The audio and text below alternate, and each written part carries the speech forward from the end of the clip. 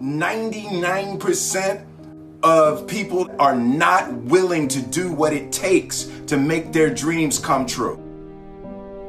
The Marines have a saying, everybody wants to go to heaven, but nobody wants to die.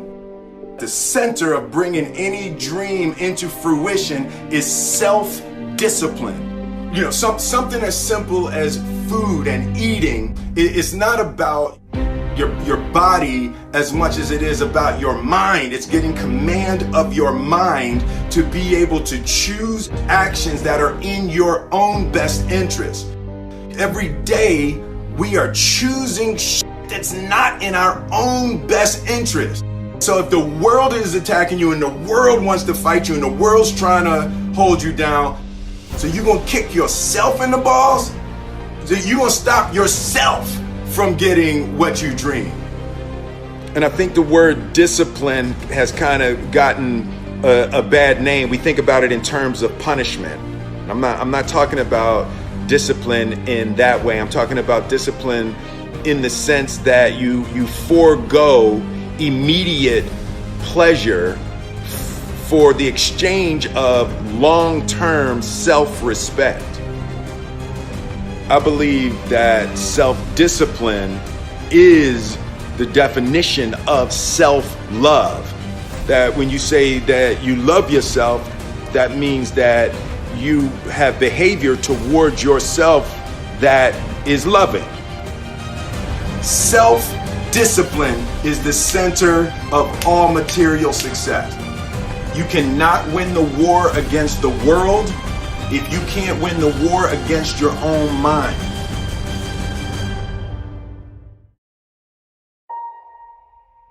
Self-love is when you say to yourself, oh, man, look, I know you and that girl got a real connection. I know y'all vibe, but that's your girl's cousin. So I love you too much to let you do that. It's like you say to yourself, hey man, look, I know you want to eat that pizza and it'll be really good, you know, but I can't let you eat that, man, because if you eat that pizza, you're going to feel like shit, you know, and I love you too much to let you eat that. Self-love is, hey, look, I know you got a test on Monday, you know, and I know you really want to go out with your friends. It's Saturday night, you want to go out, but if you fail that test, you're not going to feel good about yourself. You know, I love you too much to let you go out tonight. Self-discipline is self-love. If you want to be happy, you have to love yourself, which means you have to discipline your behavior. The road to sustained happiness is through disciplining your behavior. We tend to base our self-esteem on what other people think.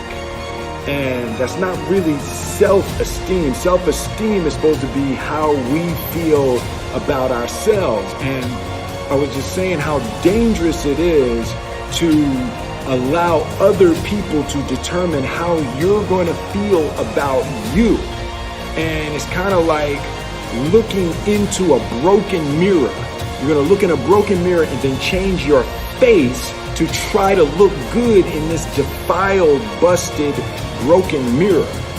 And it just, other people's opinions is a really way to determine how we feel about ourselves.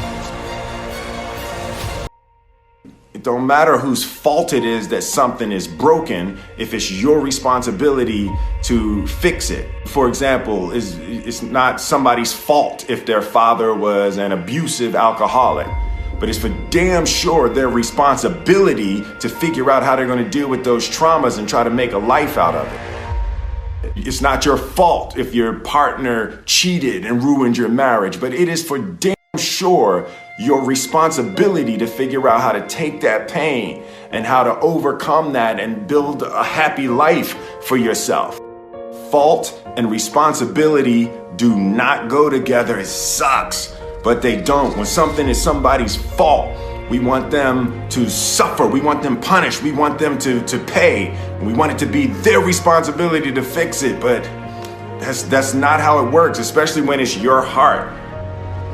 Your heart, your life, your happiness is your responsibility and your responsibility alone. As long as we're pointing the finger and stuck in whose fault something is, we're jammed and trapped into victim mode. When you're in victim mode, you are stuck in suffering. The road to power is in taking responsibility. Your heart, your life, your happiness is your responsibility and your responsibility alone. You can make a person smile, you can make a person feel good, you can make a person laugh, but whether or not a person is happy is deeply and totally and utterly out of your control.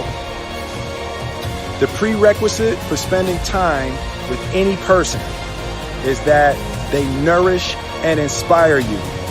They feed your flame. Look at your last 5 text messages. Are those people feeding your flames or dousing your fire? Put your phone down for just a second and look around. Look to the people around you. Are those people throwing logs on your fire or are they pissing on it? I want my life, I want my work, my family, I want it to mean something. And it's like, if you are not making someone else's life better, then you're wasting your time. The separation of talent and skill is one of the greatest misunderstood concepts for people who are trying to excel, who have dreams, that want to do things. Talent you have naturally. Skill is only developed by hours and hours and hours of beating on your craft. You don't try to build a wall. You don't set out to build a wall. You don't say, I'm going to build the biggest, baddest, greatest wall that's ever been built. You don't start there. You say, I'm going to lay this brick as perfectly as a brick can be laid. There will not be one brick on the face of the earth that's going to be laid better than this brick that I'm going to lay in this next 10 minutes. And you do that every single day. And soon you have a wall. And soon you have a wall. And I think psychologically, the advantage that gives me over a lot of people that I have been in competition with in different situations is it's difficult to take the first step when you look how big the task is.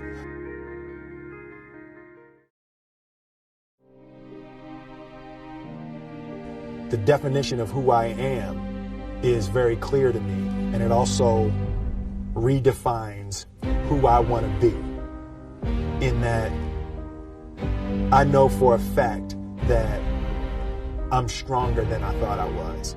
You know, you can't help but ask yourself the question, what would I do if I was in Muhammad Ali's shoes? I'm motivated by fear.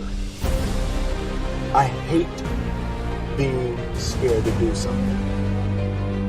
And I think what developed in my early days was the attitude that I started attacking things that I was scared of. Why were you scared in your bed the night before? What do you need that fear for?